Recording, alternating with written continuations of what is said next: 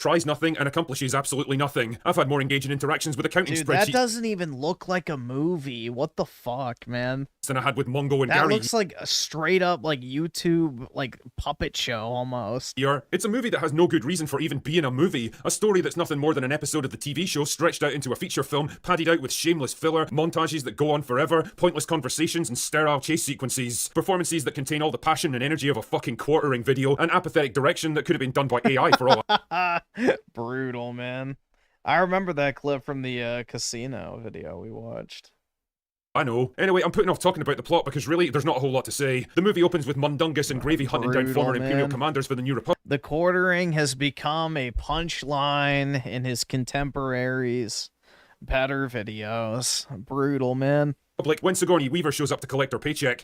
Give them a new mission to locate a mysterious warlord named Janu Coin. The only people who seem to know where to find him are the Hutt twins, and they'll only give that information up if Mando can recover their relative Rota, who's been kidnapped by a rival crime lord and forced to fight in his gladiator pits. Like, why not just torture the information out of them, or hand them over to the New Republic for interrogation, or threaten to seize all of their assets, or carpet bomb their palace into dust? Don't know. Anyway, it's your basic Mandalorian fetch quest. Rescue Rota and give him back to the Hutts so that you can find Coin and arrest him. But then, wouldn't you know it, it turns out Rota doesn't even want to be rescued because he likes fighting in the pits. He doesn't want to follow in his father's footsteps, and he plans to make a new life for himself when he's completed his last fight and earned his freedom. Wait, what? Since when do kidnappings operate on a contract basis? Ah, fuck it, man, whatever. So Mufasa and George go to Rota's kidnapper and offer to buy him back, but he's like, nah, it'll be fine, because he's planning to have Rota killed in his final fight anyway.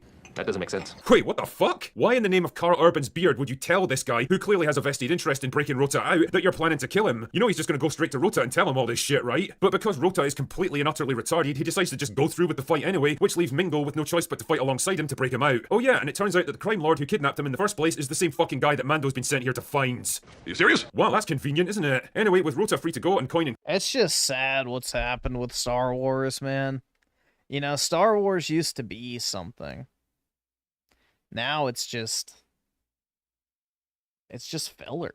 custody, the movie ends around the 60-minute mark. That was quick. But wait, there's more. So Muffler and Grog are chilling out back at their base when another bounty hunter shows up and kidnaps him, taking him back to the Hutt twins to be executed for reneging on their deal, leaving the little green guy with no choice but to recruit Babu Frick and stage a rescue mission. I'm not kidding, man, he even has a gearing up sequence with little plastic retarded hands. So Gruyere busts Mephisto out, but he gets hurt along the way, so the Green Goblin has to nurse him back to health. Then they both stage an attack on the palace by literally crashing their ship right into it, which somehow doesn't kill them both instantly. Then there's a fight sequence and they all lead The Clone Wars is how Star Wars died. Yeah, honestly, I was never a Clone Wars fan at all. I watched like the first season of it as a kid and absolutely hated it. safety just as Sigourney Weaver shows up with some X-Wings to blow the place to smithereens. And that's it, that's the plot for Mayonnaise and Gammon. Jesus H. Christ, 7 years it's been since the last Star Wars movie hit theaters, and this shit is what you decide to roll out with? A completely dull, predictable, unimaginative, by-the-numbers episode of a TV show that people stopped caring about years ago, stretched out into a 2-hour movie where the world and characters don't advance in any way, and nothing of any consequence happens? This is a film that feels terrified of the franchise it's part of, a project that lacks any kind of scope, scale, or ambition. There's no attempt to tie this thing into wider events, set up any kind of overarching story or conflict, build up the world, or even hint at what might be going on in the rest of the galaxy. It's just baffling. It's like this movie exists in its own little bubble, completely removed from the rest of the Star Wars universe. I mean, I guess I'll give it the tiniest bit of credit. It doesn't rely on key jangling or member berries at least. There's no CGI Luke Skywalker or Princess Leia, no Millennium Falcon or random... What do you mean no member berries? There's literally Baby Yoda. This is like the ultimate member berry, Gen X, soy lennial bait imaginable. Like, do you know how many fucking like millennial women go out and buy the stupid little Baby Yoda doll to put on their desk? Like...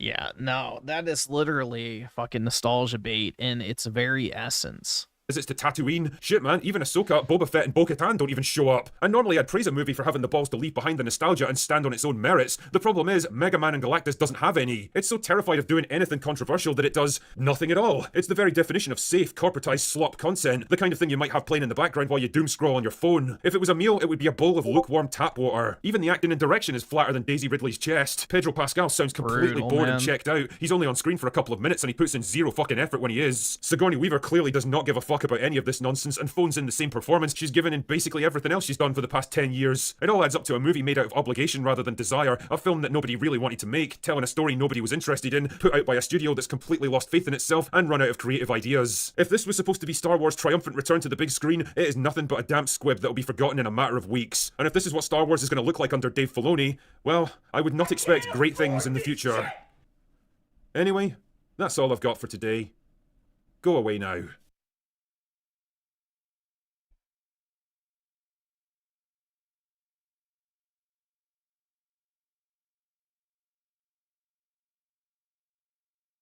This can work, guys. I can't stop thinking about it. Oh my god. Yeah, unfortunately, I too have to work, so.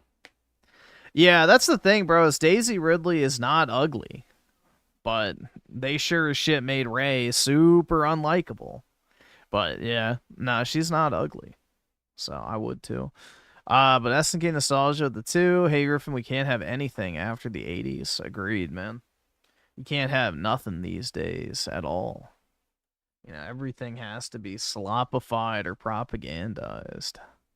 But anyway, guys, have a wonderful Friday. Great start to your weekends. I guess be live a little bit later, or what, like 8 hours later, for the Summer Games Fest stream. But anyway, I'll talk to everybody then.